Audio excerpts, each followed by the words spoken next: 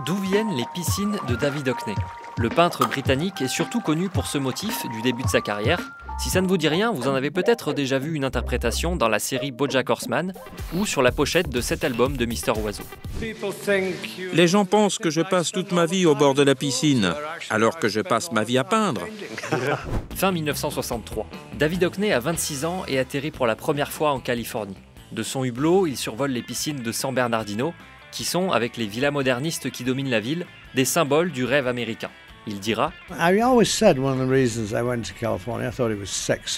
Hockney vient de participer à la Biennale de Paris et pour lui, les piscines californiennes incarnent une réussite ensoleillée, l'optimisme d'une époque, les 30 Glorieuses, où tout était à conquérir.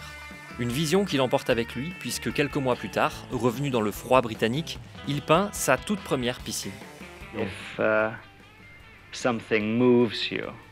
Si quelque chose vous touche, vous dessinez mieux. Il a trouvé son motif. Et il va revenir en Californie pour l'explorer. Il faut imaginer que la Californie des années 60, c'est un monde très en avance par rapport à celui d'où il vient. Bradford, le Yorkshire, etc. C'est un monde qui est plein d'images, plein de sons, plein de cinéma évidemment, et plein de réclames, plein de photographies en fait, la photographie sous toutes ses formes. Les photos jouent un rôle crucial dans son travail. Elles sont un outil de travail et une inspiration artistique, notamment pour son premier chef-d'œuvre, inspiré de la revue d'un pisciniste. Et il en fait une sorte de Polaroid avec ce tour laissé blanc en réserve, la toile nue, des couleurs extrêmement franches. Et puis, il y a le splash. Le splash, c'est cette incursion dynamique dans un monochrome uniforme qui rompt le calme.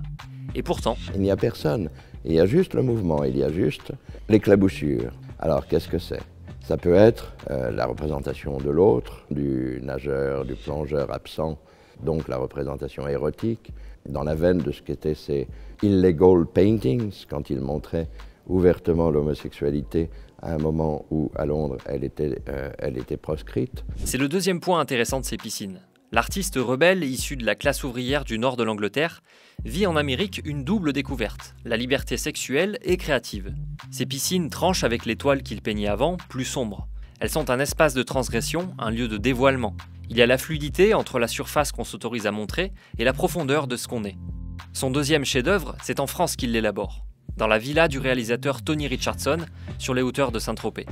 On y voit Peter Schlesinger, son amant, au moment où leur histoire se termine. Malgré un style plat et simple, il parvient à faire scintiller l'eau. Il saisit un instant, façon impressionniste, en utilisant l'acrylique, un type de peinture innovant à l'époque. Ce goût pour l'expérimentation, Hockney le gardera, toujours.